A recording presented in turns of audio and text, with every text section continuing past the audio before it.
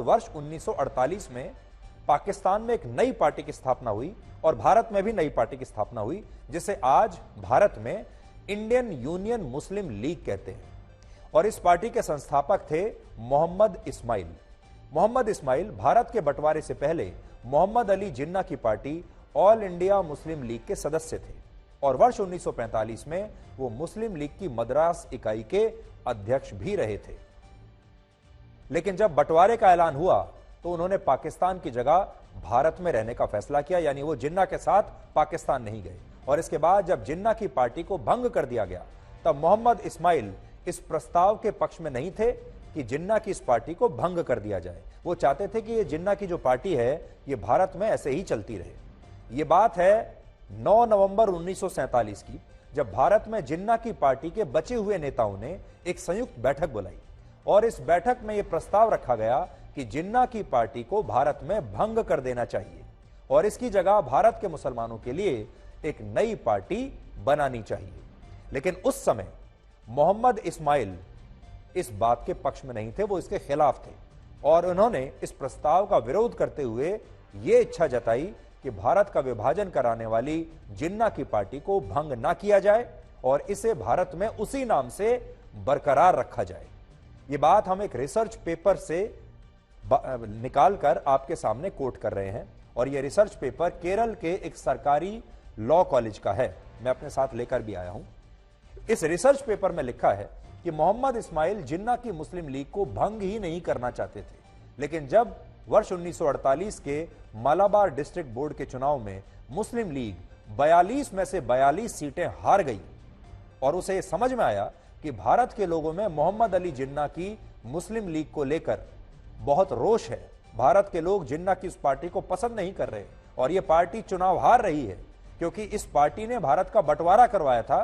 तो फिर इसके बाद इंडियन यूनियन मुस्लिम लीग की स्थापना करने का फैसला हुआ। यह तय हुआ कि अब हम एक नई पार्टी बनाएंगे जिसका जिन्ना की पार्टी से कोई मतलब नहीं होगा। यानी यह फैसला असल में चुनावों की वजह से हुआ था, चुनाव जीतने के लिए हुआ था। लेकिन इस पार्टी की विचारधारा भी वही थी जो जिन्ना की विचारधारा थी, यानी टुकड़े टुकड़े वाली विचारधारा।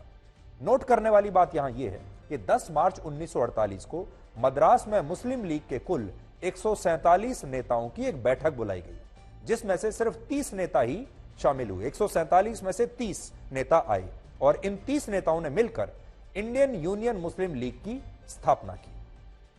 मैं आपको वो रिसर्च पेपर पढ़कर भी सुनाता हूं जिसमें यह लिखा है। देखिए, Mohammed Ismail summoned a meeting of all the Indian delegates of the Muslim League in Madras on March 10, 1948. However, only 30 of 147 councillors attended the meeting and most of them were from South. आगे इसमें लिखा है, The main agenda of the discussion was about the idea of continuing league as a political party. यानी जिन्ना की party को ही जारी रखा जाए, इस पर डिस्कशन था। The resolution to dissolve the party's political activity got rejected. Mohammad Ismail emphatically stressed the need for continuing the league on the ground that if it were not wound up, there would be no organization to champion the cause of the Muslims in India. यानी मोहम्मद इस्माइल की यह राय थी कि जिन्ना की जो party थी उसी को भारत में ऐसे कैसे ही जारी रखा जाए। और जिन्ना की पार्टी के विचार क्या थे? बंटवारे वाला विचार था, तोड़ने वाला विचार था। यानी इस पार्टी के जो मूल जड़ें हैं उनमें धर्मनिरपेक्षता की मूल भावना है ही नहीं।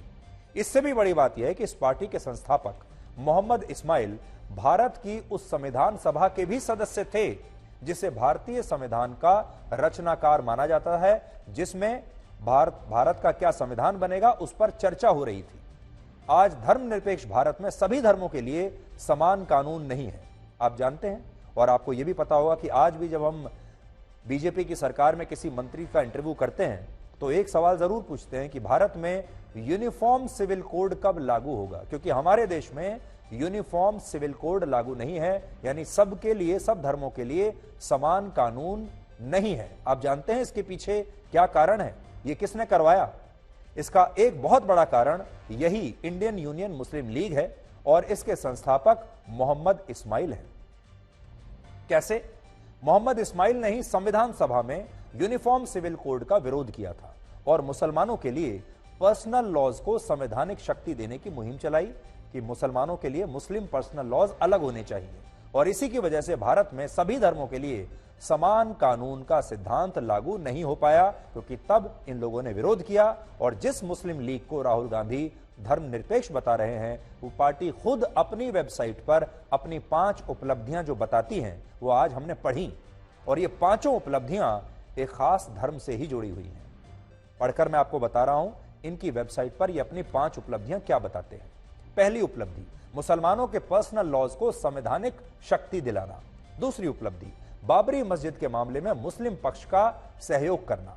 तीसरी उपलब्धि, अलीगढ़ मुस्लिम यूनिवर्सिटी और दिल्ली की जामिया यूनिवर्सिटी को मुस्लिम यूनिवर्सिटी का दर्जा दिलाना। चौथा, कई संस्थानों और क्षेत्रों में मुस्लिम आरक्षण को लागू करवाना। और 5वीं उपलब्धि, 1986 के शाहबानो मामले का निपटारा शरिया कानून के तहत करवाना। यह है इनकी 5 उपलब्धियां। इन उपलब्धियों में आपको कहीं भी धर्मनिरपेक्षता नजर आती है? इन उपलब्धियों में कहीं भी आपको सेकुलरिज्म नजर आता है? इन उपलब्धियों में कहीं भी आपको यह नजर आता है कि इन्होंने मुसलमानों के अलावा हिंदुओं के बारे में भी कभी कोई बात की हो, ईसाइयों के बारे में बात की हो, सिखों के बारे में बात की हो, जैन के बारे में बात की हो? ये इस पार्टी की उपलब्धियां हैं जिन्हें शायद राहुल गांधी ने ध्यान से पढ़ा ही नहीं होगा, और हमें पूरा यकीन है उन्होंने इस पार्टी की हिस्ट्री पढ़ी ही नहीं है, वो जानते ही नहीं है इस पार्टी की हिस्ट्री क्या है। उन्होंने बस ये समझा होगा कि सेकुलरिज्म बहुत फैशनेबल शब्द है, मुस्लिम बड़ा फैशनेबल शब्द है, और मुसलमानों को तो वो पहले से ही कह रहे हैं कि वो भारत में खतरे में है, और ये उनकी थ्योरी पर बिल्कुल फिट बैठता है और उन्होंने कह दिया। लेकिन तथ्य ये कहते हैं कि ये पार्टी कहीं से भी धर्मनिरपेक्ष नहीं है।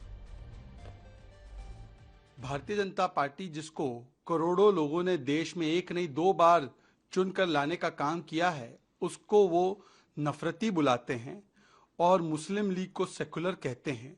दरअसल कांग्रेस पार्टी तो खुद नफरत की जननी है। जो बड़े दंगे और नरसंहार हुए, चाहे 1984 का नरसंहार हो जिसको कांग्रेस ने जायज ठहराया, आज भी जगदीश टाइटलर उनके दल में हैं, सज्जन कुमार को बचाया, हाशिमपुरा, मीरठ, मलियाना, भागलपुर, मुंबई, नेल्ली, ये सारे तमाम नरसंहार और दंगे कांग्रेस के राज में हुए। तो कांग्रेस मतलब नफरत की जननी। आज से 27 साल पहले वर्ष 1996 में बीजेपी के नेता सुषमा स्वराज ने लोकसभा में एक बहुत अच्छा भाषण दिया था, जिसमें उन्होंने कहा था कि कांग्रेस का सेकुलरिज्म हिंदुओं का विरोध करने से शुरू होता है और मुसलमानों का तुष्टीकरण करने पर समाप्त होता है। और आज आप देखिए कि कांग्रेस पार्टी बिल्कुल वही कर रही है जो 27 साल पहले स्वर्गीय सुषमा स्वराज ने कहा था।